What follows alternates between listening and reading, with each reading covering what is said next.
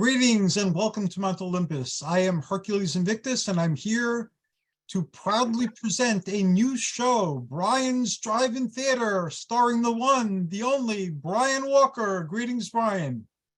Good evening, Hercules. How are you doing tonight? I'm doing phenomenally well. How are you doing today? Excellent. I am well today. I've got a long weekend coming up. I took tomorrow off, and I'm really excited about it. So Awesome. this is a great way to kick off the weekend. Yes, it is. And I love your topic for tonight, and it'll bring back very many memories in my mind. I think it will for a lot of people. My topic tonight is made-for-TV horror and science fiction. As a lot of us remember, a lot of horror films when they got popular in the let's say late 1920s, early 1930s with the Universal monsters. Those were pretty high quality films, and they played in nicer theaters.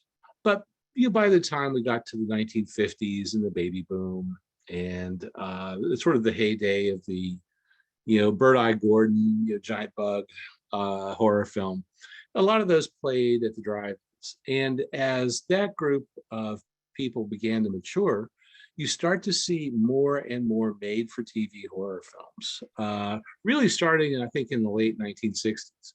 And I've been running some as the movie of the day, because interestingly, a lot of these have lapsed copyrights. Not all of them, however. I mean, so you have to watch that.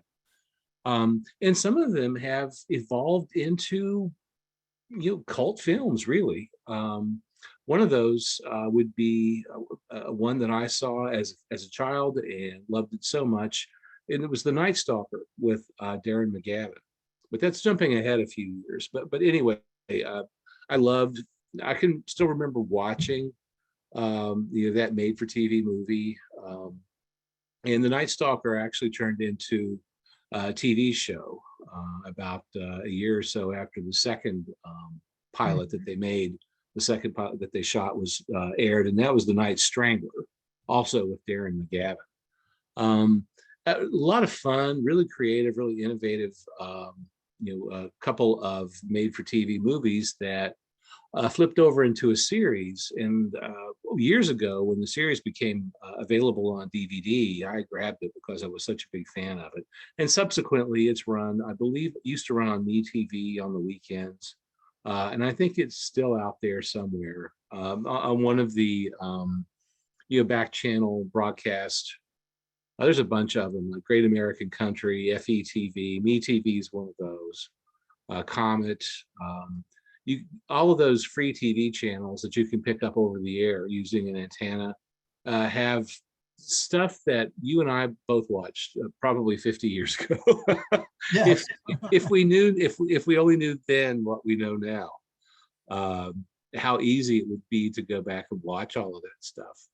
Entertainment used to be much more thought of much more of in a disposable manner. You watched it, and then, that was it. Especially with comedy, which doesn't always age very well. No, it doesn't. Horror, I think the horror genre, not everything, science fiction doesn't always age very well, but I think a lot of traditional horror films do.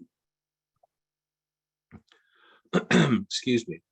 And these horror films were part of my background. One of the reasons why I like lower budget films, to tell you the truth. And a lot of these movies were populated by actors who were perhaps older, and the best days of their career were in the past. But that doesn't mean that they weren't still very good actors who could pull in a crowd, who could draw viewers in, is what I mean. And there's a bunch of these. You have Gargoyles is one that is really popular. It's one of the made-for-TV movies that has a cult following. It airs every once in a while on MeTV's Svengoolie series. They probably run it about once a year or so because Universal owns it. But it's a lot of fun. It has one of my favorite actors in it, Cornell Wilde, toward the end of his career, but he made some great movies in the 40s, 50s. He's in The Naked Prey. I think everybody has probably seen that on AMC or Turner Classic Movies at some point. He directed and produced some of his films in the late, when he, after the studio system broke up and he needed work, he made work for himself. He was a very talented guy, very smart, and a good actor too. And Gargoyles has one of my favorite kind of fringe actresses, somebody you don't see very often. Her name was Grayson Hall, and you'll remember her from Dark Shadows as Dr. Julia Hoffman. She was the doctor on Dark Shadows who, at least temporarily, turns Barnabas into a human being as opposed to a vampire. Now, do you remember the character? Oh, I loved Dark Shadows, and of course I remember the character. She was awesome. Yeah, she's a really good actress. She's great in this, and she plays against type. Because I'm kind of expecting, the first time I saw Gargoyles, and I was like, look, it's the woman from Dark Shadows. I kind of expected her to be kind of creepy and controlling, like she was on Dark Shadows. And she's not. She's this, boozy old motel owner. she's believable. She's very good at it, but just not. I was expecting Dr. Julia Hoffman in Gargoyles, and I didn't get it. She's in a Del Tenney film in the early 1960s. It's kind of worth a look too. I don't quote me on this, but I think it's Satan in High Heels. I believe that she's in. And it was for 1962. I want to say that it was risque, but it's not really. It was pitched as being risque. I think that was part of the marketing, but it's not. Nothing is shown or anything like that. But you find such good character actors in these films, and that's one of the things that I do like going back and watching those. We have an attic antenna at our home, and we can toggle between it, and we also have dish network, so we can toggle between the antenna and dish just using the television remote. And we've got antenna all over the house. We only have dish in one part of the house because we don't watch it that much.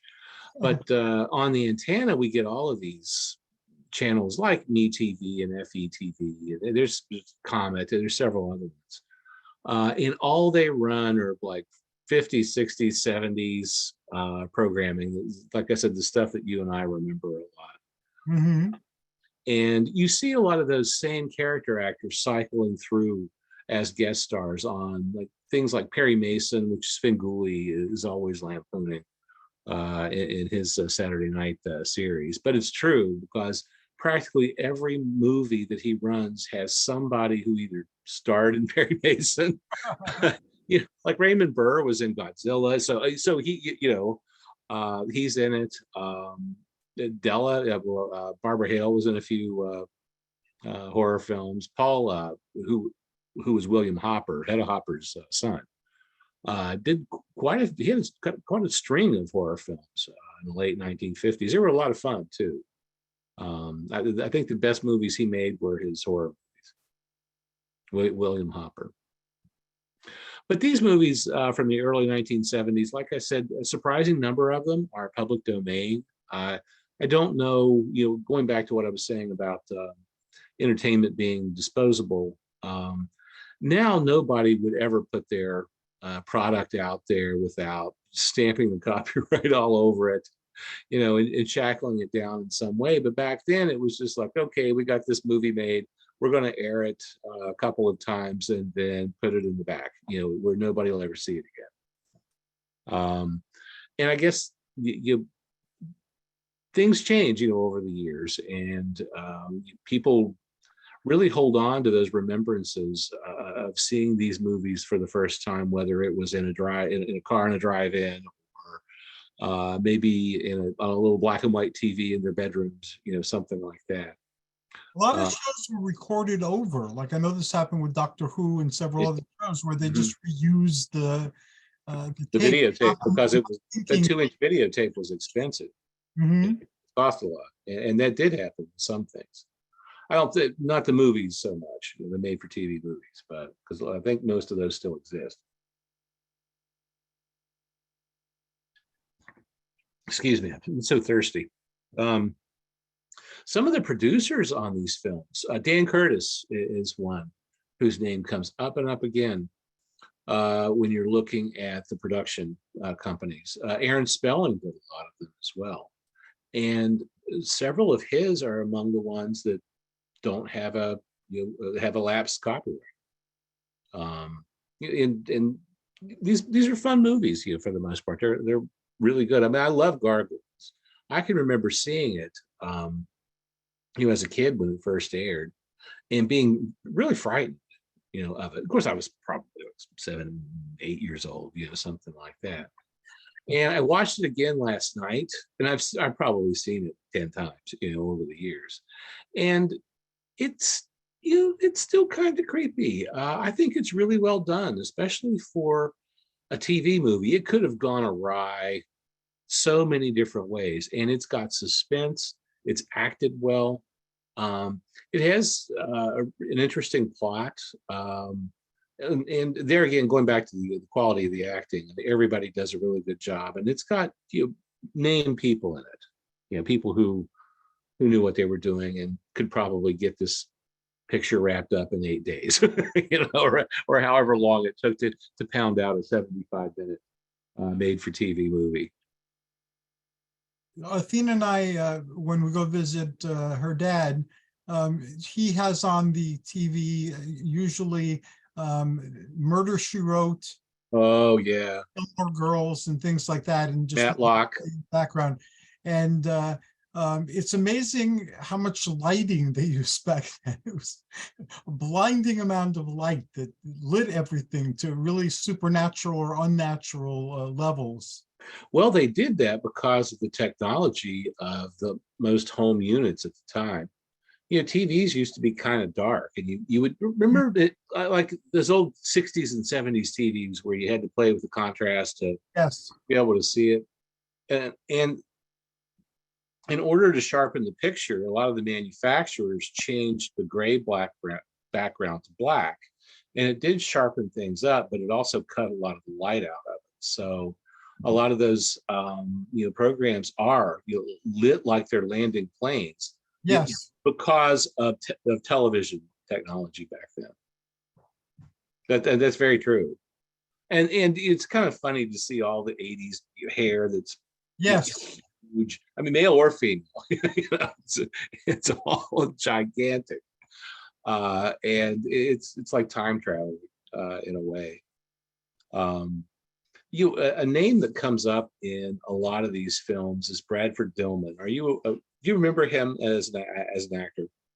I don't remember the name, but if you share some of the roles that he was in, I might remember him. Oh, he did. He was in a few films in the late 1950s, like St. Francis of Assisi.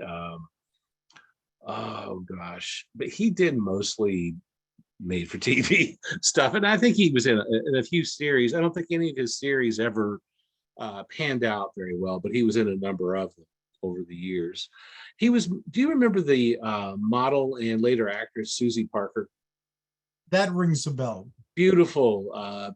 Probably, I don't care what Janice Dickinson says, I would say that Susie Parker was probably the world's first supermodel. Gorgeous, redhead, beautiful, really outspoken for the time, kind of quirky. Well, they got married. So she and Bradford Dillman were this acting married couple until she passed away in 2003. She was sickly for a long time, but like I said, just stunningly gorgeous. And he wasn't a bad looking guy, but I think Susie could have done better, but couldn't we all? But but Bradford Dillman was a staple in made-for-TV movies. He's in oh gosh, I think it's Piranha. late 70s. He's the drunken middle-aged guy. He's the main character in it, really. And I think he is with Heather Menzies, who was married to Robert Urich. And she was in a lot of made-for-TV movies too. But like I said, Bradford Dillman's in a lot of them. One movie that I ran not too long ago, when it was Barbara Rush's birthday, was Moon of the Wolf, and it's early 1970s. It's public domain, so it's one of those that you see in the dollar DVD bins. Because there's no copyright or anything like that on it. But it's really not a bad movie either. I think it's a lot of fun. David Jansen is the male lead in it. I loved him. Harry O, his series from the 1970s. He was in a lot of films. He's a really good actor. Died very young, sadly. I think he was about 50 when he passed away. I think he smoked pretty heavily too, and he had a heart condition. I believe, if I'm not mistaken. There's a number I ran one not too long ago. It's probably been within the last 4 months, called The House That Wouldn't Die. It's a fun one, and I had it posted on the Richard Egan page. And Richard Egan started out in film noir in the early 1950s, and he became a male lead. I would say, he pretty close to A star status. He's one of the fathers in A Summer Place with Troy Donahue and Sandra Dee. I'm trying to think if he Sandra Dee's father, or is he Troy? I can't remember. I think he's Sandra Dee's father. I'm not sure. But the House That Wouldn't Die stars Barbara Stanwyck. She's the female lead in it. Just coming off Big Valley, at that point. And Michael Anderson Jr. is in it as well. And it's not the greatest horror film, but it's really not bad. And I've never seen Barbara Stanwyck in anything where she delivered a lousy performance or phoned it in or anything like that. So it's worth watching her and Richard Egan alone, to tell you the truth. But the movie's not bad. It's 1970. A lot of these movies, I remember watching them, on TV, and I used to look forward to them. It was a less expensive alternative than going to the theater, which back then theaters were relatively inexpensive. So we used to go to the theater, quite a lot. Yes, didn't we? Yeah. It's like we went to the theater all the time. We had 3 of them in the area, and we went to all 3. It seemed like every week we went to something, at least one thing. And it was so cheap to go to. The theater that I went to, which was an old sticky floored theater, yes. probably with old sticky seats too, as I recall. But they would have, on Saturday afternoons, it was $1, and they would usually run a couple of movies, oftentimes horror films, nothing first run, but it was usually stuff that wasn't too old. And sometimes they would run something notorious. So it was kind of fun to go. And for $1 to get in, gosh, you had enough money left over for popcorn and something to drink. It's not a bad evening, if you think about it. Pretty cheap, and you can't do that now, because I haven't been to the theater post-COVID, so I don't even know what it costs to get in. Athena and I started with our date nights again, and usually that involved going to the movies, usually see a superhero movie. We both like superheroes. We both like horror. This month was going to be Renfield, which the trailers seemed amusing, and watching Nicolas Cage be Dracula, that seemed like something to see. But all of our local theaters have been closed. They're closed, and the nearest multiplexes, and we didn't really want to go to multiplex, were asking ridiculous amounts of money to go watch a movie there. So we decided to just wait till it comes out on DVD or Blu-ray and watch it at home. And some of it, if you belong to any streaming services, like we have Peacock and Paramount. And I don't know if this holds true for Renfield, because I would like to see it. But we watched the last two Halloween films. I can't remember. I guess that's I think that's Universal, isn't it? I'm not really sure. It was either on Paramount. It was either on Paramount Plus or Peacock. I can't remember which. But we watched them at home when it was out at the theater, and I really liked having that luxury of being able to do that. We do regularly stream, kind of give some live comedy and things like that. I like that ability to do that, and I don't find theaters, indoor theaters, all that comfortable. I know that there's a new model in some areas where you can get better food, other than like Junior Mints and something like that. You can get better quality food and such. But I don't want to eat there. I just want to see the movie. I mean, I wouldn't mind maybe some popcorn or something like that. But you know what? I don't want a meal. That's what we encountered. They had that available, but we have that's pretty pricey. I mean, I can see. But we have our favorite restaurants that we like to go to, so we don't want to try. Right. Yeah.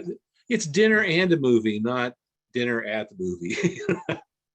Now, but that is one difference, though, with drive-ins. When I was a kid, well, I can't say that we took dinner into the drive-in, but we always took food and bought it there too. But that was more just snacky stuff. It wasn't, a meal per se, because we would usually go out for dinner before we got to the drive-in. We didn't eat it there, I'm planning on getting to a drive-in this year, but I want to do it pretty soon if possible, because it's going to get dark later and later, and Brian can't stay up that late anymore. I need the movie to start around, I don't know, 8, so I can still be awake when it's over.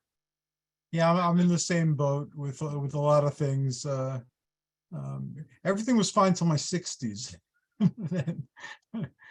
Well, I mean, I work every day, and when you have to be at work at 8:00 or 8:15 for me, you got to go to bed. You can't stay up until 3:00, and then it'd be bright-eyed, bushy-tailed for the office the next day. Yeah, that's very true. And I teach classes on mythology right now. I'm involved in a lot of community affairs. I'm an elected official. So again, doesn't leave a lot of time, but I've been getting tired myself lately, and having to take breaks from like my workouts or like things I usually do at 2, 3 in the morning, and just saying bye to them for now.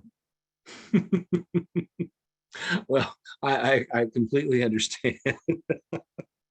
So I either have to go to the drive-in at the very beginning of the season or the very end of the season. It's been so warm here lately, and all of the drive-ins that I follow on Facebook have started up, no matter where they're at. Northeastern corridor or Southwest, they're all open. The Pennsylvania, I think I've mentioned this a number of times, but Pennsylvania has the highest number of still operating drive-ins, around 25, I think, or so. And since I'm so close, we've got a couple of choices that we can make from here.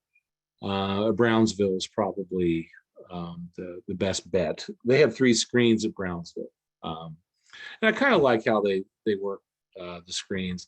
Like screen 1 is always stuff for the kids, and I don't follow children's movies. I know there's several out right now, but I think that's great. You pitch something for the families. Yes. And they are running, I think screen 3, they're running a couple of horror films, and one of them's Renfield, and I'd like to see it.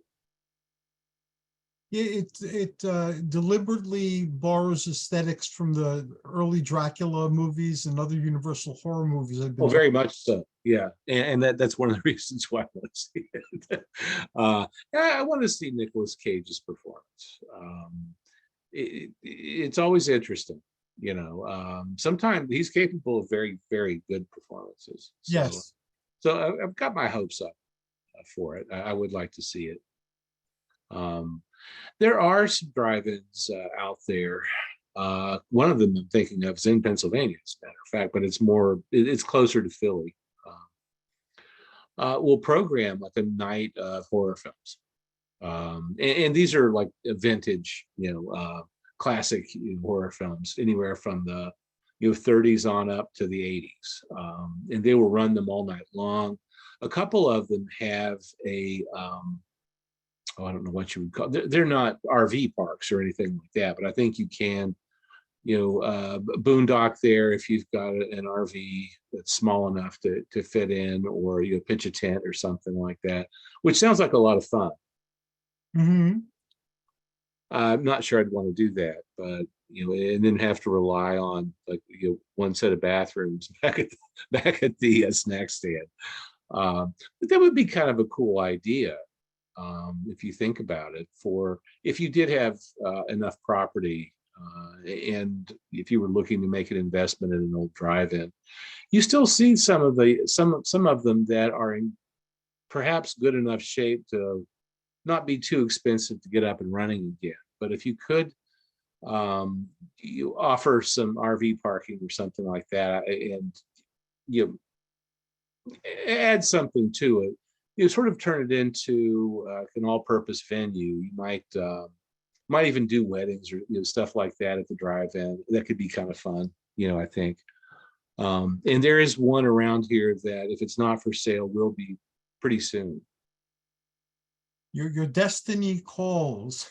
No, it's in a not great area. So no, I'm out. But I've been to that, and kind of remember its heyday. But the owners passed away a couple of years ago, and even before then, it had fallen into some disrepair. I talked to some local theaters about putting together a sword and sandal convention type Oh, of. wow. Mm-hmm. And at the time, I was a very active elk, so I had access to a hall that was reasonably priced, and it was something that before the pandemic was at least floating in the realm of possibility. But after the pandemic, again, everything closed, especially our town's theater. That one closed first. So I was thinking of doing in nearby towns, and then when I visited the theaters recently, they're not there anymore either. So after my sword and sandal convention idea. Now, were these like older theaters, just like a single, Yeah, single screen? Okay, so yeah. these were. Or some of them have like 2 screens or 3 screens, but Oh, okay. the regular neighborhood theaters. Yeah. The type we grew up with, every town had a theater or more than a theater. I'm on the board for the Chamber of Commerce in the town, and somebody proposed the idea of bringing back the theater. So of course I supported that idea. So I'm hoping that they move forward with it, because that'd be great to have a theater back in town again. Well, on our, I live in a college town, and on our main street, the main drag through town, there are 2 theaters. One of them has been restored to its former glory, and it's the Metropolitan. It's in pretty good shape, and they use it for it's a venue for some live stuff, when it's in the area, and a lot of family friendly stuff, I probably should say. But at the end of the main drag, or the end of the street, there's an old Warner theater that at some point was carved into 3 different small theaters. It was one of those big Warner theaters, probably late 1920s, early 1930s. It's an old one. But when I moved here, it had already been carved up into 3 different ones. And it's been empty for a long time, probably 10 years or more. Wow. That's when the theater shut down. And like you, we have the Megaplex stuff. We have one at each mall, and they're okay. The one I go to is, I think, Regal. Well, I hadn't been there for years. I probably haven't been there since 2019. The last movie I saw in the theater was just a couple of weeks before everything shut down. I saw The Invisible Man at an IMAX theater in your state, New Jersey. Oh, wow. And my mom wanted, my mother, I took my mother and she wanted to see it. And I was like, well, I mean, I thought, oh God, another one of these Universal remakes. But I was like, yeah, okay, I'll take you to see it.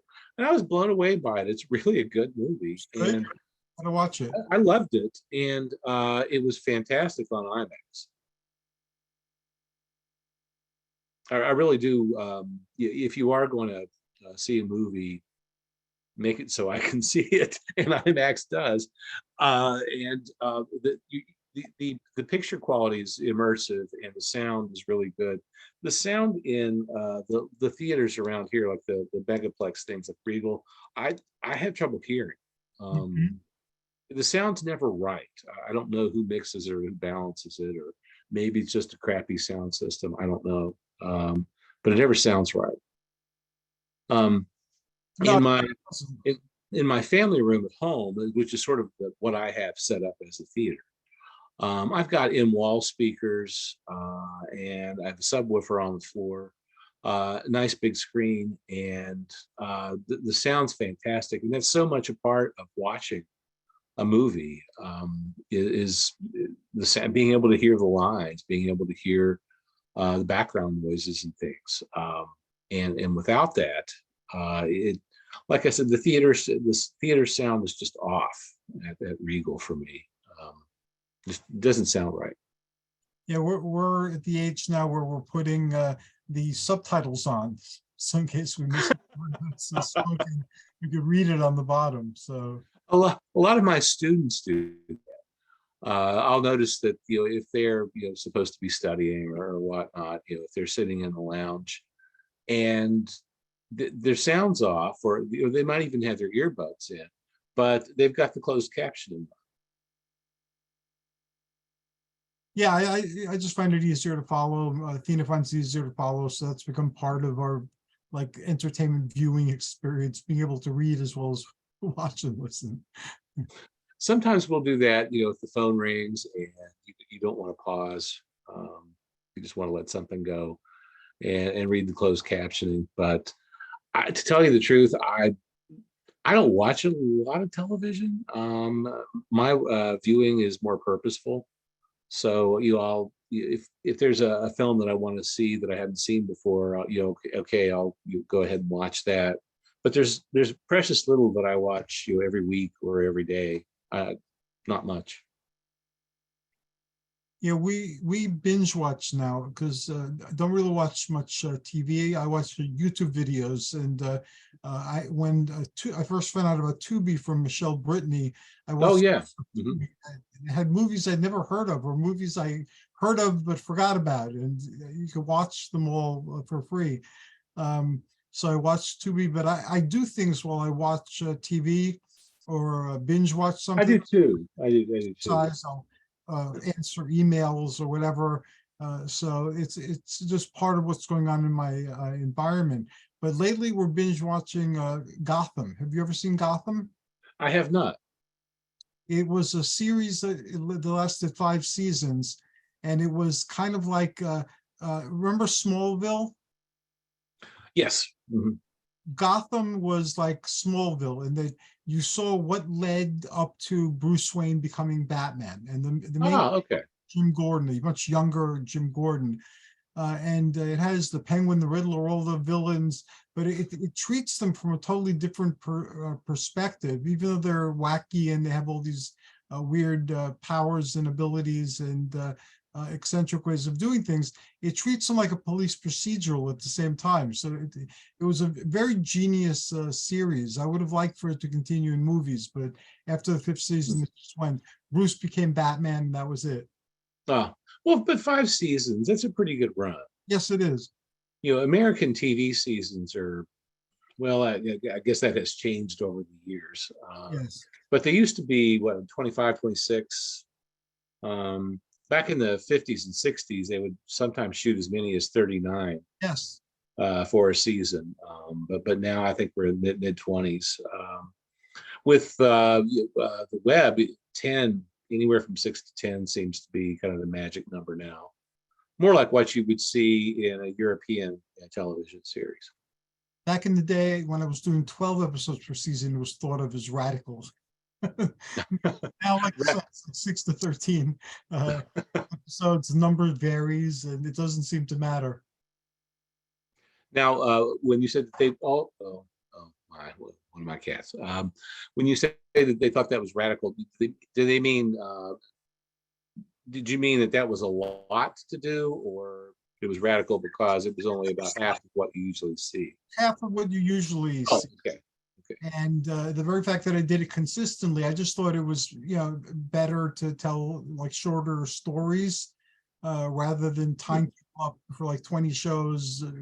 I used to do like 12 episodes or so to a season. Then I'd pick like the central thing. Like I know nothing about making movies. I'm gonna make a movie. So that became what that season was about. Or I'm going to do social commentary with myself dressed as a barbarian, which I was very much into at the time, and the smart people on my show being the two twin underwear models who are my co-hosts. So again, Wow. Very few people caught on that the show was social commentary, but that's what I was doing. So I found that doing less episodes, still a goodly amount, because 12 episodes took a lot of work to produce consistently. I had like 3.5 seasons that I did, Okay. but the first season had tons and tons and tons and tons, much more than 12. And then that taught me to just go for a lower number, tell a better story, make it more fast paced, and keep people engaged in what's going on. Yeah, you can work yourself to death, on projects. It probably makes more sense to try to pace yourself. And there's a cattail. Wait a minute. There we go. I've been paying attention to what you've been saying, but she's been creating havoc, and I've been trying to figure out exactly what she's doing. My chihuahua was running around the bed before, trying to get my attention and huffing and doing all sorts of antics. So I don't know if anybody got to hear that, but I understand. Well, this is Tippy. Hi, Tippy. And she's a good girl. She's a good kitty, but she's evil and difficult at times. But she can be evil and sweet within like 10 seconds. She's pretty good at it. She's sort of the bad seed here at the house. but she always never a dull moment with her around. And I've always said that every house needs a female cat because they run it. Anything that you do, she's in the middle of. If you change anything, she's got to inspect it first, and she's got to, rub her scent on it, and Right. inspect it, taste it. She's always paying very close attention to what's going on in the house. And my other cat, Murray, mostly couldn't care less. As long as you do what he wants you to do, he's happy, and he's not going to be a problem, get in your way, or anything like that. If his needs are being met, he's happy to just sit down and take a nap. Yeah, we have a cat now, Ghost, and my wife calls her the devil's oven mitt. And she's now taking charge of the house and is on top of everything, literally. She keeps walking on Athena's computer and changing the settings. And Well, Greg has been teaching this. He's been doing a couple of classes this spring semester, and she's been helping him with that too. And he said that she sits on the PC routinely, at least a day. And she's been used to getting attention every day, and being petted, and just the usual cat thing, I suppose. And if he's grading papers, using our version of Blackboard, she's not getting that attention, and she will go to any length at all to get your attention. And she doesn't get it. She might sink her teeth into you. She might try to break something. I mean, anything. I guess computer and deprive Athena of doing what she wants to do to get the attention. Sadly, she passed away about a year and a half ago. But I had another female cat, Lily, who was much older than Tippy is. And if she was tired of you staring at your PC screen, she would just get between the two of you so you couldn't see it. And just block it. If you tried to move her, it didn't matter. She was coming right back. You just sort of had to stop what you were doing and pay attention to her, or do whatever it was that she wanted you to do. And then you could go back to it. It's a shame that there aren't more movies about cats. The only ones I could think of offhand, other than like Cats and Cat People, are Teenage Cat Girls in Heat, which was by Troma. Oh, yeah. And Catwoman with Halle Berry. Well, and That Darn Cat with Haley Mills. What was it? Wasn't there a Disney movie called The Cat from Outer Space? I don't remember. I'm pretty sure. If there isn't, track it down and watch it. I think it's late 60s or early 70s.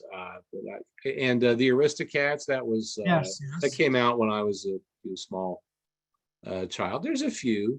Cujo, no, that's a dog. Wait, sorry. There are a lot of dog movies, but you're right, there's not that many cat movies. Oh, Rhubarb. That's a good cat movie. I haven't seen that one. It's an interesting movie. It's early 1950s. It's a black and white film.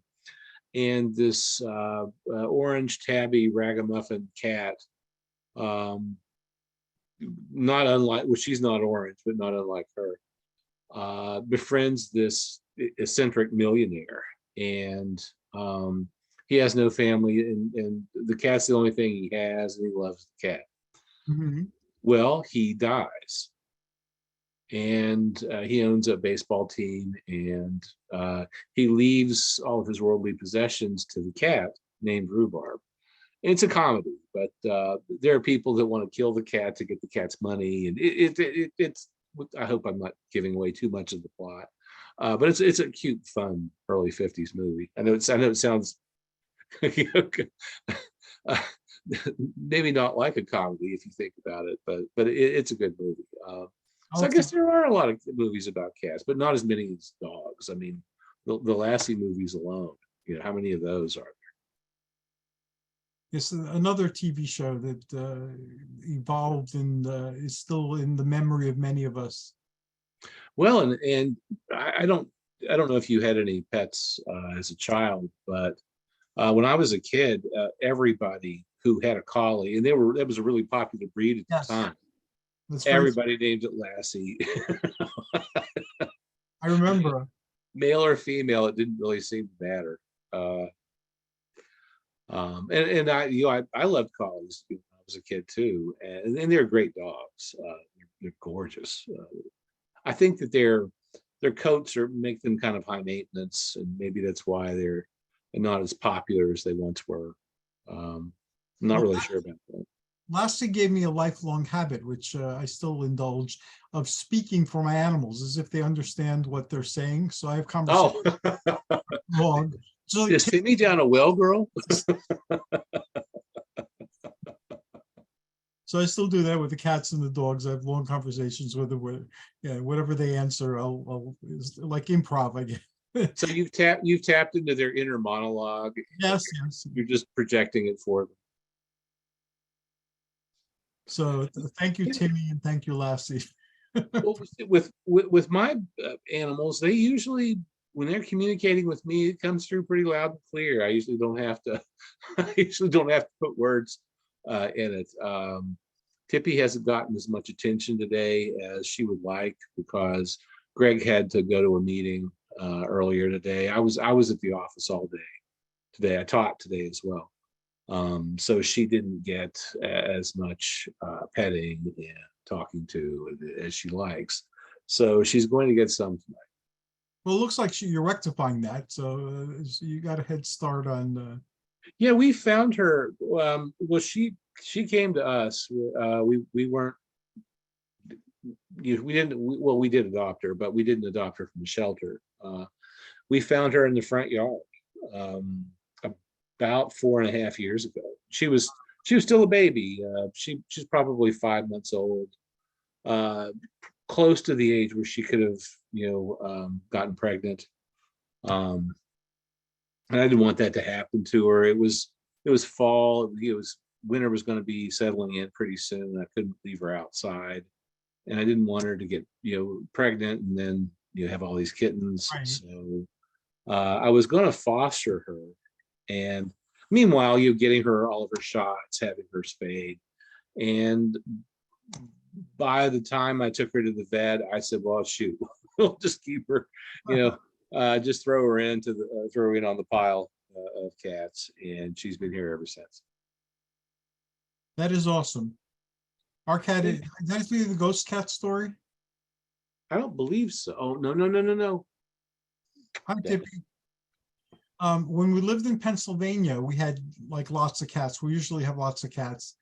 And this is before we also started having dogs. But anyway, this was during our cat life, which was much longer than our dog life. So we had lots of cats, and we had a ghost cat. So you could see the ghost cat sometimes. It looked like a Siamese, a gray point. The seal point. Yeah, and people used to see it and say, "Oh, you have a Siamese cat?" It's like, no, we don't. We have a Siamese ghost cat. And this ghost used to rub against people's legs, but there wasn't a cat. And it would follow them into the bathroom or whatever. It was invisible. And so I wasn't sure that it was a cat, because ghosts can take any form, they want. So for 2 years, I didn't treat it like a cat. I knew it was there, but I didn't want it to start getting energy or attention. So, I call it ghost cat. And then one of our cats who we had got pregnant because we took in a male cat. So she had kittens. And one of the kittens looked like the gray. Oh, wow, really? Siamese. And I used to call ghost cat, and the newborn cat used to try to get to me.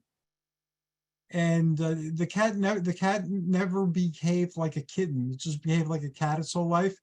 And sometimes I used to tell it, "I understand now why they got rid of you." And you had to be a ghost cat for a while. But then eventually turned black. And it stayed with us. And now it's the only cat that we have. And so it's proof that there is life after death for cats, and the cats can reincarnate. I don't know if that holds true for humans, though I believe it does, but she's a ghost cat. We had her before she was born for a couple of years, and we still have her. And again, she a good way of looking at it. cat, but not exactly like a cat. That's a good way of looking at it. That she was just sort of predestined to be your cat. So she just had to wait for a host body. She did, and she took advantage of it and let me know it was her. And and this one is getting to be a lot. She's our younger cat. We used to have 4, but our 2 older cats passed away in the last 18 months. They lived good, long lives, and they both had hyperthyroidism for the last 4 or 5 years of their life, and it was really hard. It's hard on their organs, it's hard on their hearts, kidneys, liver, and the medicine helps a lot, but they get so scrawny after a while. And 15 years is a pretty good life for a cat, pretty long.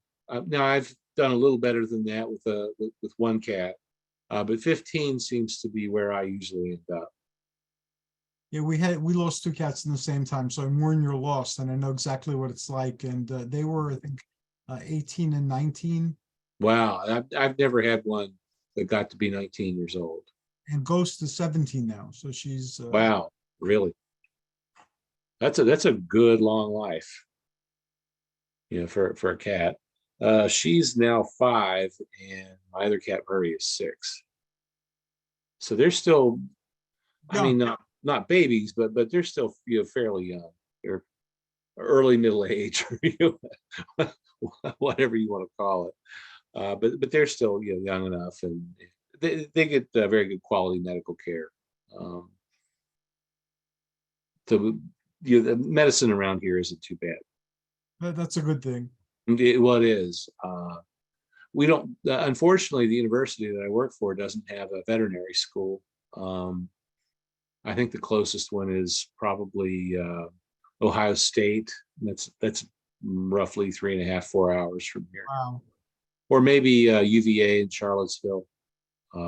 That's probably 4 or 5 hours from here too. So I would say that you probably Ohio State would be the closest. Research facility. If you had a really bizarre cat disease or dog disease or something like that. Yeah, I don't know what my life would have been like without my cats and my dogs. It's I've had pets my whole life. I guess I'm like you. I've just never not had a pet. And when I found myself without one found me. So I'm serious. I had just moved into this apartment when I was an undergraduate, and there he was. He just showed up. well, that's good. Again, I believe it was that cat's destiny. Well, mine wasn't a ghost. It was a real flesh and blood cat, but it was just like, okay, I'm here, take care of it. There you go. Sickly, oh gosh, I was all of forever running him to the vet, and he's been my longest lived pet. It was probably about 18. Wow, you took good care of him then. He just had the will to live. I mean, there were so many times that I counted him out and he would come roaring back.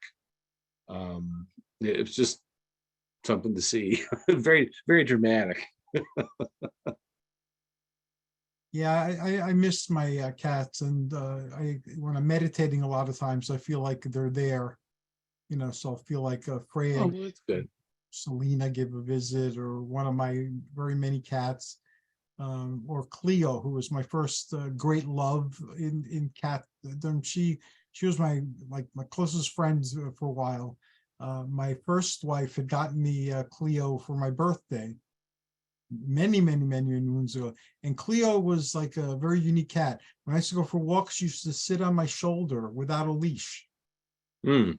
And New York can be pretty noisy with motorcycles and police sirens. Nope, as long as she was with me, she was calm.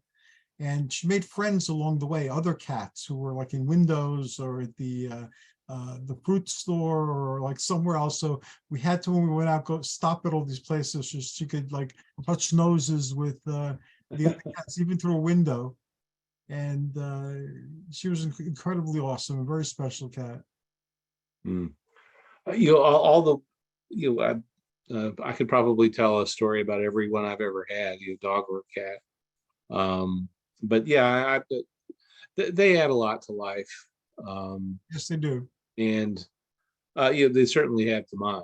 And they don't really ask for much in return. They just want you to provide shelter, give them something to eat, and probably maybe most importantly, other than just taking care of them, is interacting with them. Trying to communicating with them, petting them.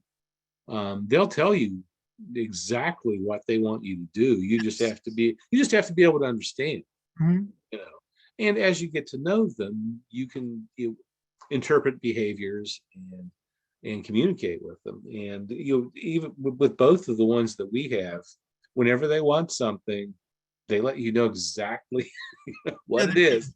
they'll walk up to it a lot of times and just sit near what they're talking about or what they want to show you. I'm petting her and she is shedding like crazy, and all of this hair is coming off of her. I think we're going to have a hot summer. Of course, we've had a hot spring here. Yes, It has, it's been relatively, we've had some cold days, but we've had some very many hot days where it was like summer. yes. Well, like mid-July, it was 80 some degrees here today. Yeah, with us it was a couple of days ago where it was summer, and then it got cold again. Oh, really? See, it's still summer. It's been nice though. I think it's supposed to. I think we're supposed to have one more 80+ degree day, and then it's going to go down into the 60s and rain. But we're in a drought here. We really need the rain. We haven't had much lately. We had a lot in the winter, but we haven't had any for the last few weeks. I'm enjoying this conversation a great deal. I want to do a special now on pets. Think about that and do Well, like you bring all of us on, and we'll showcase our pets. How about that? that'd be great. Sword and Sandal Cinema presents cats and dogs. Well, fortunately, gosh, I'm covered with hair now. I've been lucky enough to my mother's my pet sitter, but if I don't want anything to happen to her, but if something happens to her, I don't know how I'm going to travel. Because I can't abandon them, and they don't want to travel. I had thought about getting maybe a travel trailer and a tow vehicle, because that would be one way of traveling, I suppose. Right. But they would hate it, and I would probably hate it too. quite honestly, those things are miserable to lug around, and then when you get to your destination, you've got to level them up and connect the water and the sewage and all that fun stuff. Ugh. Do you have friends who live nearby? Because I've always found that's the best. Well, we do, but you don't want to say to somebody, well, drive over here twice a day, fight traffic both ways, and feed my cats for 2.5 weeks. We've got some neighbors. I mean, they seem nice enough, but I don't know that I trust them to feed my cat. I understand. Yeah. You know what I mean? I'm not worried about anything in the house, but I would be worried about them actually getting fed. And there's some pet sitters, around town who will, a few of them are, bonded and insured, because they are coming into your home. Right. But I would feel better with somebody I know taking care of them. And we have used a couple of friends in the past, whenever we've needed to, on an emergency basis, needed to go out overnight, if one of my parents is sick or something like that. But not very often. And for several years, we had 2 cats that needed medication every day, twice a day for one of them. And who else was I going to trust to do that? Right. So like I said, if something happens to my pet sitter, hello RV. I guess if I want to go anywhere, I'm going to have to take it with me. Yeah, some of our pets have become accustomed to traveling, like to the vet and back and things like that, and some of our cats hate it, and some of our dogs hate it. And she does not like to travel. I guess, I don't know if it goes back to when she was driven, to my house and then dumped out or what, but she does not like to travel. And she somehow will, whenever you're driving to our destination, she'll wait until I am like within 2 minutes of getting there, and then we'll just spew yak, like Linda Blair in The Exorcist. I mean, just spew it everywhere. I'm like, how did you wait for 4 hours to then do it? I don't know how she does it, and I don't know how she knows that we're almost there. But she does that. Now our other cat is fine. You just put him in the carrier, he sits down and goes to sleep. I cover up his carrier so it's dark for him, and so he's not bothered by what he sees going by the windows or anything like that.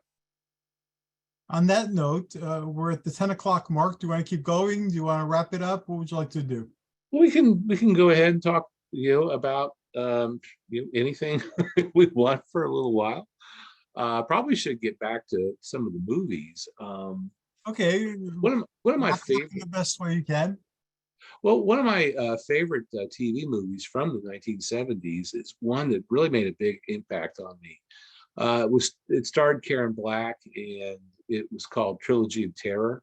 Yes, yes. Uh, it's an anthology Mhm. film or made for TV movie with you know, 3 different vignettes. And the third one with the Zuni doll is the one that everybody remembers. Yes. But the first 2 vignettes are pretty good too.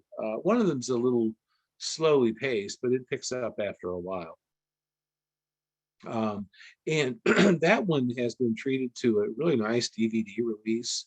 And there again was just sort of just a, you know, one shot um, movie. Yeah. And Karen Black had her new husband at the time. He got a role, and they weren't married very long, and I can't remember his name. But it was just one of those things that people saw, loved it. It aired once or twice, and then that was that. But I think enough people watched it so that it sort of has achieved some sort of cult status. And another one that I remember vividly being on television, because I think it was CBS really, you know, pumped up the PR machine on it, was Salem's Lot. I remember Salem Slot, and it had a sequel too, if I recall correctly. I didn't enjoy the sequel as much as No, the sequel wasn't very good. The original movie was okay. It was, in my opinion, it wasn't as good as we were led to believe it was going Mhm. to be at the time. Because they set your expectations way up here, and then it's here. Yeah. I'm not, that's not to take anything away from it. It's well done. It's got a really good cast. David Soul from Starsky and Hutch, and even before that, Here Come the Brides is in it. James Mason, you British actor. Marie Windsor, one of my favorite film noir babes from the 50s, who did some horror films later into her career. She was really good as a hard-bitten gun moll B girl. Could be kind of, she's in one of my favorite noir movies called The Killing, and Uh-huh. she's pretty lethal in it. So she's a good femme fatale. Um, and like I said, wound up in horror films later on in her career, which was fine because she could deliver kind of, a good creepy performance. Fred Willard is in it from Fernwood Tonight, I and remember Best. Fred Willard. That was fun. They used to run those on, I don't know if it was Comedy Central or what channel years ago. Hartman, yeah. Athena and I were talking about Fernwood Tonight and Mary Hartman the other day. Well, we've got the box set of Mary Hartman, and we got fairly far into it and we stopped, and we need to go back and pick it up at some point and finish it up. I remember watching, Me too. uh, it was on, I think it was either, I think it was Sunday night or Saturday night. I can't remember which, but they showed it in this 2.5 hour block. That they showed all 5 days of the week just at one time. So it was sort of an early binge you watch, and I would watch it from beginning to end. It was just riveted. I loved it. I like Louise Lasser a Yes, lot. She's in one of my, well, she does a voice in one of my favorite movies, What's Up, Tiger Lily? I remember that movie. Which Yes. is, it's a Japanese spy film that Woody Allen strips the has stripped the soundtrack to, and he redubs it with kind of a cast of comedians, and it is just riotously funny, clean. There's nothing dirty about it at all for the most part, and that's kind of part of its charm too. The puns. There's some cornball, humor in it. I love it. I think it's just wonderful, I and I remember. like Louise Lasser a lot too. She was good. And Soap, we used to watch that once a month. Yeah. Well, Jennifer Salt, who was in Gargoyles, was one of the main characters in Soap, and is now a producer. Awesome. She's in her late 70s now, and she's been producing films and TV for a while, decades at this point. Wow. This is going to have to be continued because Yeah, it is, because I mean there's so many of these movies that we didn't really even touch on. There's a bunch of them, and they were so much fun. Um, they're mostly well acted, and the you know whichever production company made them, and there was a number of them, whether they aired on ABC, NBC, or CBS. They had there was a budget to them, so they weren't wretchedly cheap. Well, it wasn't like an Ed Wood production or anything like that. And some of them are really quite good, I think. They're certainly worthy of taking another look at, especially if it's I mean, if you're into horror as a genre, check them out. You can find a lot of them on archive.org, and YouTube is always a good place to go for that sort of entertainment. And if it's public domain, not all of it is, but if it's public domain, it's free entertainment. And how can people find Brian's Drive-In Theater, the shrine on the internet? Well, you can find me at briansdrivein-theater.com. Point your search engine, whether that's Bing, Yahoo, Google, whatever you're using, and type in Brian's Drive-In Theater. briansdrivein-theater.com. You can also find me on Facebook if you run a search for Brian's Drive-In Theater. I'm on Facebook every day. I keep the website updated every day. There's a movie of the day. I update the birthdays. You never know what I'm doing in the site, but I'm in it every day. Yes, you are, and it's great to be interacting with you there as well as here. And we have our audience member, Diana Montford, who's also a Sword and Sandal Cinema host. And she's been listening to the show. She's been listening to a lot of our shows lately. Oh, great. And thank you for listening, Diana. Great to have you here. And thank you, those who are watching this on YouTube, probably tomorrow. I am really pleased with this new show, and I'm looking forward to Brian growing it and making it into something unique in his own. Well, and I'm looking forward to that challenge. I hope I can rise to the occasion. Okay, I would like to thank you again, and thank everybody, and good night, everybody. Good night, Hercules. Good night, Diana.